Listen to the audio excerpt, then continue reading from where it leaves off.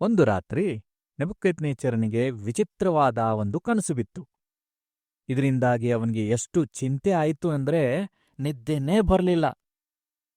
ಆಗ ಅವನು ಮಂತ್ರವಾದಿಗಳನ್ನ ಕರೆದು, ನನ್ನ ಕನಸಿನ ಅರ್ಥ ಹೇಳಿ ಅಂದನು.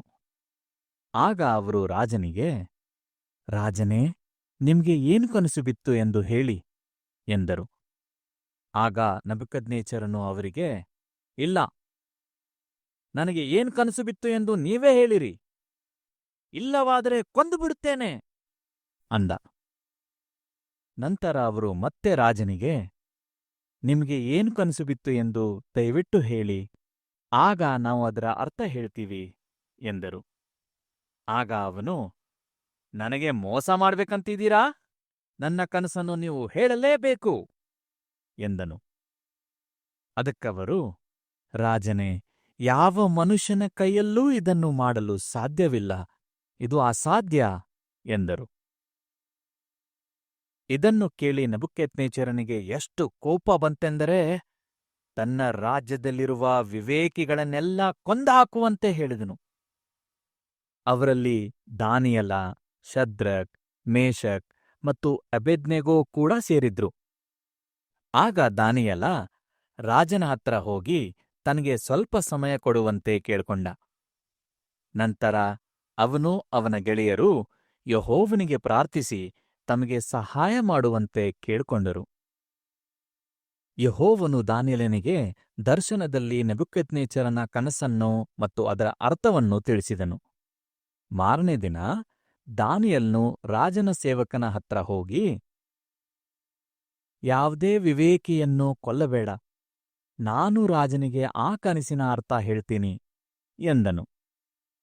ಆಗ ಸೇವಕನು ದಾನಿಯೇಲನನ್ನು ನೆಬೂಕದ್ನೆಚ್ಚರನ ಹತ್ತಿರ ಕರೆದುಕೊಂಡು ಹೋದನು.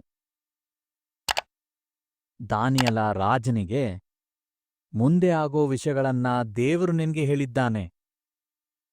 ನಿನ್ನ ಕನಸು ಹೀಗಿತ್ತು. ನೀನು ನಿನ್ನ ಕನಸಿನಲ್ಲಿ ಒಂದು ದೊಡ್ಡ ಮೂರ್ತಿಯನ್ನು ನೋಡಿದೆ. ಅದಕ್ಕೆ ಚಿನ್ನದ ತಲೆ, ಬೆಳ್ಳಿಯ ಎದೆ ಮತ್ತು ಕೈಗಳು, ತಾಮ್ರದ ಹೊಟ್ಟೆ ಮತ್ತು ತೊಡೆಗಳು, ಕಬ್ಬಿಣದ ಕಾಲುಗಳು, ಕಬ್ಬಿಣ ಮತ್ತು ಜೇಡಿಮಣ್ಣಿನ ಮಿಶ್ರಣವಾಗಿದ್ದ ಪಾದಗಳು ಇದ್ದವು. ನಂತರ ಬೆಟ್ಟದೊಳಗಿಂದ ಒಂದು ಕಲ್ಲು ಜೋರಾಗಿ ಮೂರ್ತಿಯ ಪಾದಗಳಿಗೆ ಬಂದು ಬಡಿಯಿತು. ಆಗ ಮೂರ್ತಿ ಪುಡಿ ಪುಡಿಯಾಗಿ ಗಾಳಿಯಲ್ಲಿ ತೂರಿಹೋಯ್ತು. ಆ ಕಲ್ಲು ಒಂದು ದೊಡ್ಡ ಬೆಟ್ಟ ಆಗಿ ಇಡೀ ಭೂಮಿ ತುಂಬಿಕೊಂಡಿತು ಎಂದು ಹೇಳಿದನು. ಆಮೇಲೆ ದಾನಿಯೇಲ, ಆ ಚಿನ್ನದ ತಲೆ ನಿನ್ನ ಸಾಮ್ರಾಜ್ಯ, ನಿನ್ನ ನಂತರ ಬರುವ ಸಾಮ್ರಾಜ್ಯ ಬೆಳ್ಳಿ, ಅದಾದ ಮೇಲೆ ತಾಮ್ರದಂತಿರುವ ಸಾಮ್ರಾಜ್ಯ ಬರುವುದು, ಅದು ಇಡೀ ಲೋಕವನ್ನು ಆಳುವುದು. ಆಮೇಲೆ ಬರುವ ಸಾಮ್ರಾಜ್ಯ ಕಬ್ಬಿಣದ ಹಾಗೆ ಗಟ್ಟಿ, ಕೊನೆಗೆ ಸ್ವಲ್ಪ ಭಾಗ ಕಬ್ಬಿಣದಂತೆ ಗಟ್ಟಿ ಮತ್ತು ಇನ್ನೂ ಸ್ವಲ್ಪ ಭಾಗ ಜೇಡಿಮಣ್ಣಿನಂತೆ ನಾಜೂಕಾಗಿರುವ ಸಾಮ್ರಾಜ್ಯ ಬರುವುದು. ದೊಡ್ಡ ಬೆಟ್ಟವಾಗುವ ಆ ಕಲ್ಲೇ ದೇವರ ಆಡಳಿತ ಅಥವಾ ಆಳ್ವಿಕೆ. ಅದು ಆ ಎಲ್ಲಾ ಸಾಮ್ರಾಜ್ಯಗಳನ್ನ ಪುಡಿ ಪುಡಿ ಮಾಡಿ ಸದಾಕಾಲ ಇರುತ್ತೆ. ಇದೇ ನಿನ್ನ ಕನಸಿನ ಅರ್ಥ ಎಂದನು. ಆಗ ನೆಬೂಕದ್ನೆಚ್ಚರನು ದಾನಿಯೇಲನ ಮುಂದೆ ಅಡ್ಡಬಿದ್ದನು. ಅವನು ದಾನಿಯೇಲನಿಗೆ, ಈ ಕನಸನ್ನು ನಿನಗೆ ತಿಳಿಸಿರುವುದು ನಿನ್ನ ದೇವರೇ, ಆತನಂಥ ದೇವರು ಬೇರೆ ಯಾರೂ ಇಲ್ಲ ಅಂದನು.